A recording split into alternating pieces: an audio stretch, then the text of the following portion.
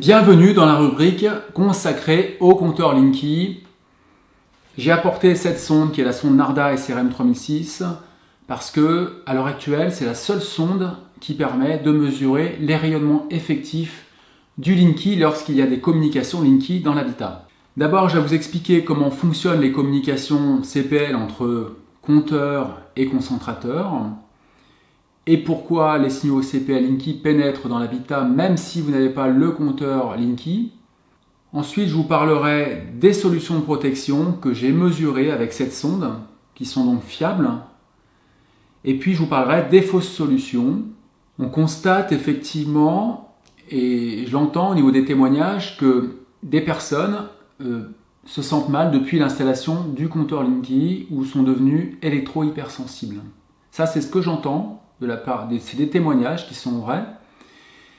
Et ce que je m'aperçois moi en diagnostic, quand j'interviens, parce que j'interviens souvent à cause du compteur Linky, les personnes s'inquiètent ou se sentent mal depuis l'installation du compteur Linky, donc ils veulent absolument que je mesure les rayonnements effectifs du Linky. Lorsque j'interviens en diagnostic, je m'aperçois que finalement leur symptôme vient de tout le reste, c'est-à-dire tous les rayonnements qu'on va avoir dans l'habitat. Ce sont des personnes qui sont généralement très impactées par le champ électrique de 50 Hz, c'est-à-dire tout ce qui rayonne de l'électricité, par les hautes fréquences, parfois par des antennes relais, et souvent par énormément d'émetteurs haute fréquence dans l'habitat, Bluetooth, Wi-Fi, téléphone sur base DECT. Et je vous garantis qu'à la fin du diagnostic, les personnes ne me parlent même plus du Linky, parce que à chaque fois j'essaie de mesurer, et puis finalement il n'y a jamais de communication. Et les personnes se rendent très rapidement compte que leur symptôme provient de leur exposition intensive et permanente à tout le reste. Parce que le Linky, c'est une goutte, c'est vraiment une goutte, c'est absolument rien par rapport au reste. Alors, personnellement, autre expérience que j'aimerais vous faire partager, c'est qu'en diagnostic électromagnétique, les personnes qui ont mis en place des filtres anti-Linky ne vont pas mieux du tout. Ça, c'est vraiment ce que je constate dans 100% des cas. Donc méfiance, pour moi la seule vérité c'est le rayonnement. S'il n'y a pas de rayonnement, il ne peut pas y avoir d'impact. Donc l'argument de dire les personnes se sentent mieux, déjà moi c'est pas du tout ce que je constate dans l'habitat en diagnostic, et des diagnostics j'en ai réalisé des centaines. Et d'autre part, le fait de sentir mieux c'est multifactoriel. En dehors de l'aspect rayonnement électromagnétique, je vais vous expliquer pourquoi je suis entièrement contre l'installation du compteur Linky depuis le départ. Je fais partie de l'association Stop Linky à Salon-de-Provence, qui est une association très très active. D'une part, c'est parce que déjà, nos compteurs actuels fonctionnent bien depuis longtemps et peuvent encore fonctionner très longtemps, donc c'est vraiment un gâchis écologique, première chose. Ensuite, il y a la manière avec laquelle sont posés les compteurs, déjà par des personnes qui ne sont pas électriciens à l'origine. On a embauché rapidement des personnes qui n'ont rien à voir avec le domaine de l'électricité, on les a formés comme ça sur un stage, et puis ensuite on les a envoyés comme ça, installer à la chaîne des compteurs, et on leur mettait la pression bien sûr pour installer le maximum de compteurs dans la journée. Moi j'ai vu personnellement 2 fois en diagnostic phase neutre inversée depuis la pose du compteur Linky. Donc c'est quand même des erreurs graves. On a entendu parler aussi d'incendies causés par les compteurs à cause de problèmes de serrage. Qu'en est-il au niveau des rayonnements électromagnétiques dus au CPL Linky? Justement, c'est le sujet de cette vidéo. Je vais d'abord vous expliquer les aspects techniques du compteur Linky.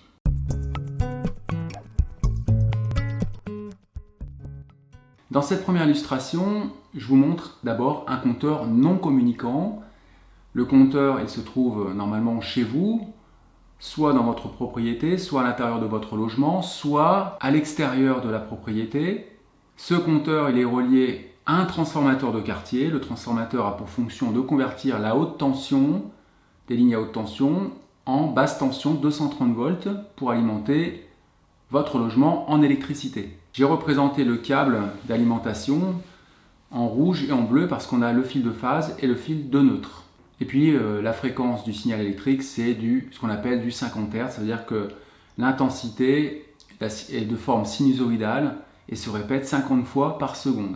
L'idée d'Enedis, c'est d'utiliser ce même câble qui nous alimente en électricité pour en même temps faire passer les signaux de communication entre le compteur Linky, que j'ai représenté à droite, le compteur communicant Linky, et ce qu'on appelle le concentrateur, qui est un boîtier électronique qu'on place dans un transformateur.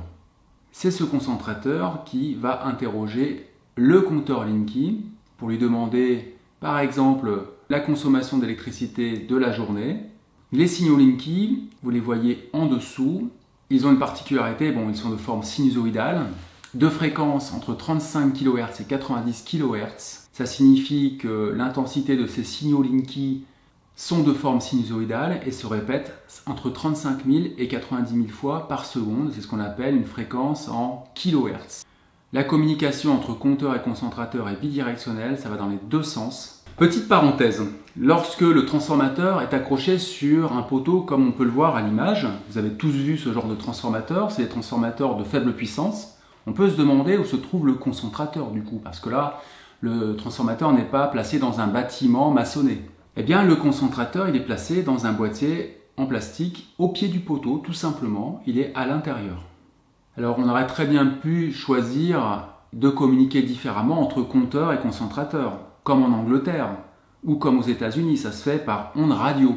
C'est-à-dire que là, on n'utilise pas ce qu'on appelle le CPL, les courants porteurs en ligne, comme ici, c'est-à-dire qu'on utilise le même câble d'alimentation électrique pour faire passer en même temps les signaux de communication Linky. On aurait très bien pu utiliser une technologie type Wi-Fi pour communiquer entre compteur et concentrateur, une technologie sans fil.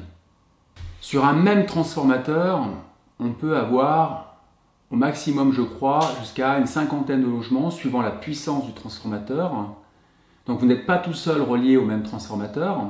Et puis une fois que le concentrateur a interrogé le compteur pour lui demander par exemple la consommation de la journée, la consommation d'électricité, eh bien il faut bien l'envoyer au réseau Enedis pour qu'il puisse récupérer les informations. Alors comment c'est possible? Eh bien ça se fait par la téléphonie mobile tout simplement. Dans le concentrateur, vous allez trouver une carte SIM d'un opérateur local, ça peut être Orange, Free, Bouygues ou SFR, et puis ça peut se faire en 2G, 3G, 4G, peu importe. Et puis au niveau puissance, c'est comme un téléphone portable finalement, c'est pas plus puissant qu'un téléphone portable à ma connaissance de ce que j'ai pu voir.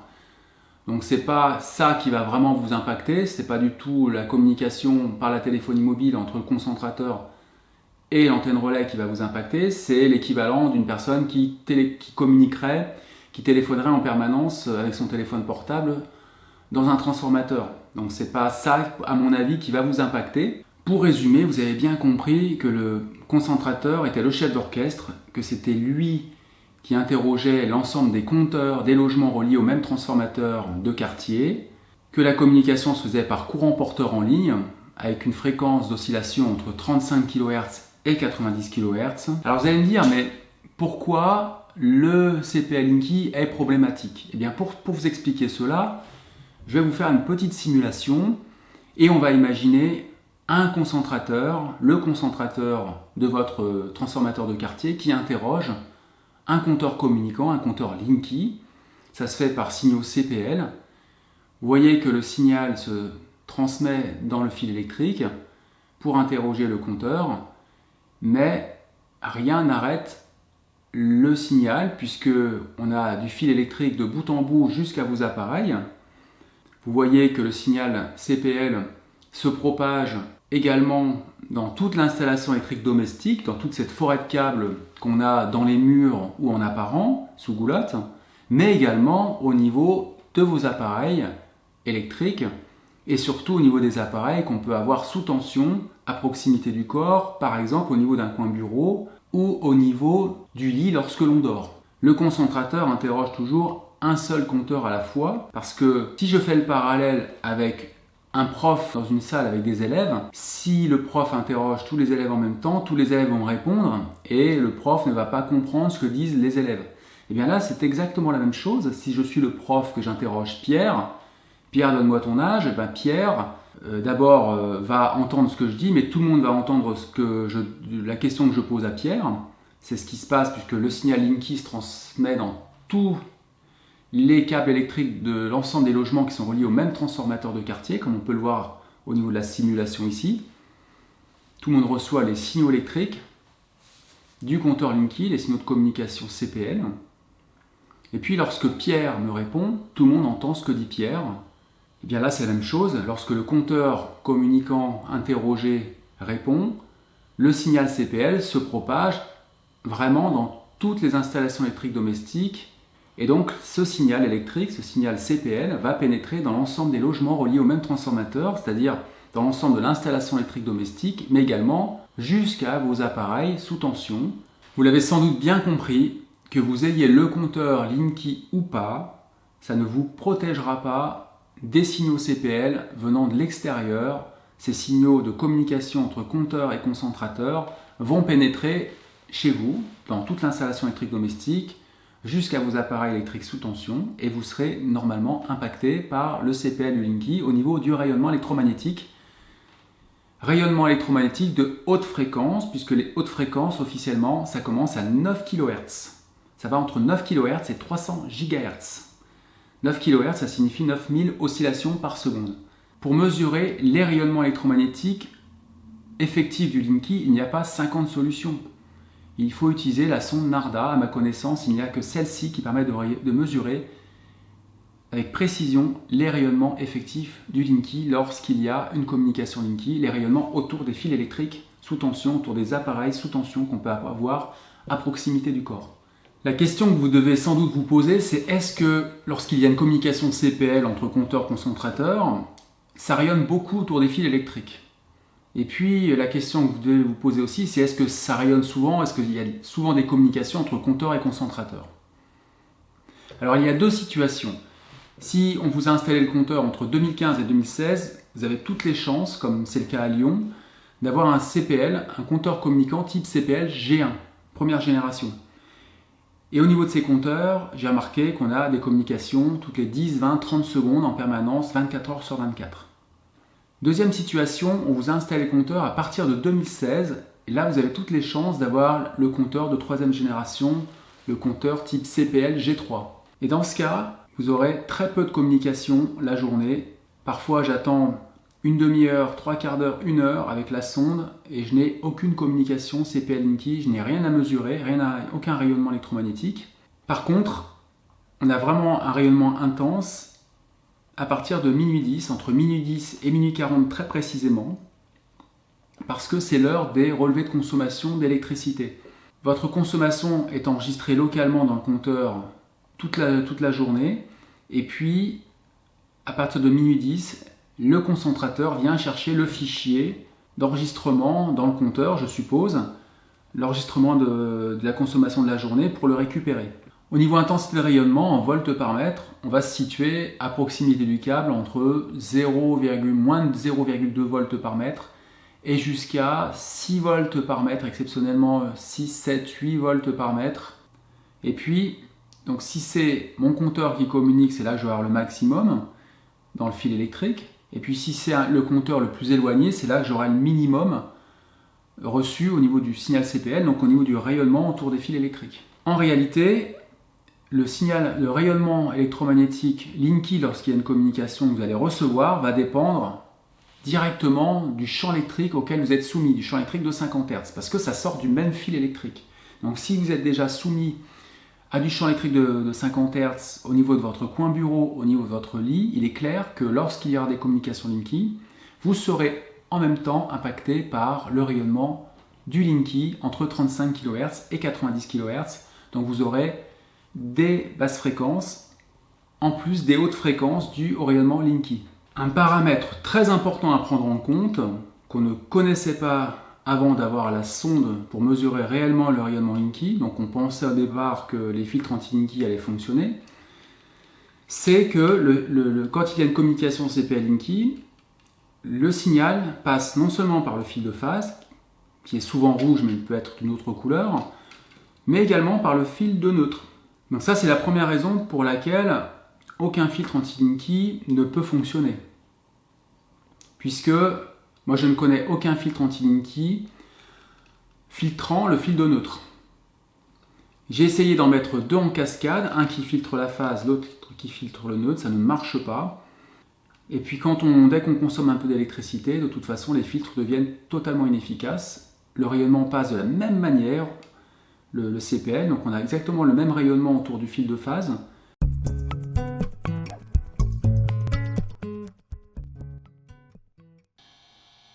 bien ici la trace du Linky entre le marqueur A et le marqueur B, entre 35 kHz et 90 kHz.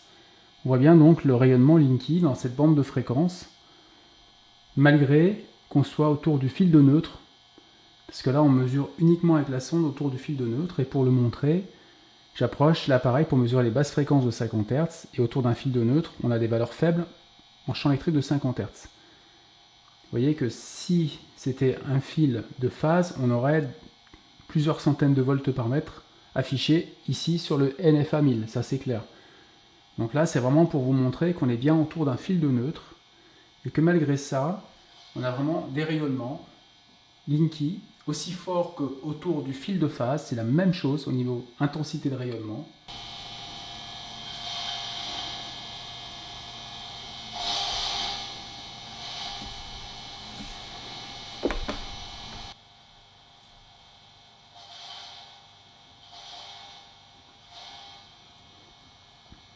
Donc là, ce qu'on a entendu, ce sont des communications Linky.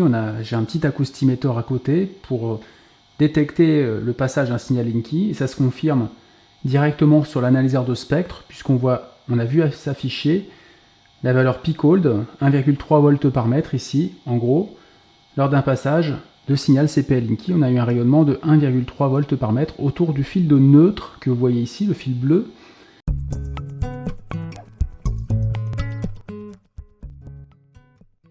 Donc le conseil que je peux vous donner, c'est de ne surtout pas investir dans un filtre anti-Linky, ça ne sert absolument à rien du tout. Vous aurez exactement les mêmes rayonnements. Et puis ceux qui vont vous dire que les filtres fonctionnent, bon, ça va être d'abord les vendeurs qui vont vous dire ça.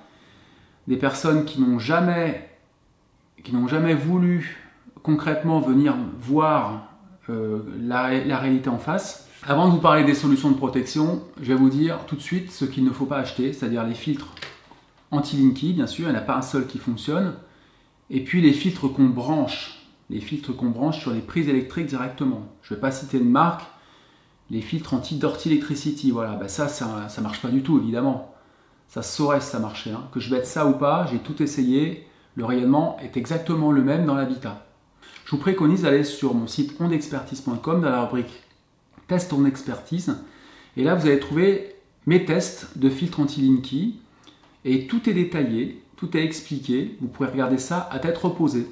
Si maintenant vous souhaitez avoir toutes les solutions de protection dans tous les cas contre les rayonnements du CPL Linky, alors moi personnellement j'ai testé parce que j'ai la sonde et je peux vous donner de manière fiable les vraies solutions puisque je les ai mesurées et je sais ce qui fonctionne, ce qui ne fonctionne pas. Comme je vous ai dit, la gain flex array ça fonctionne, les câbles blindés ça fonctionne, et de manière globale il faut se protéger d'abord en priorité du champ électrique de 50 Hz, puisque le signal CPL Linky sort du même fil que le fil électrique sous tension, celui qui va nous impacter au niveau du champ électrique de basse fréquence de 50 Hz.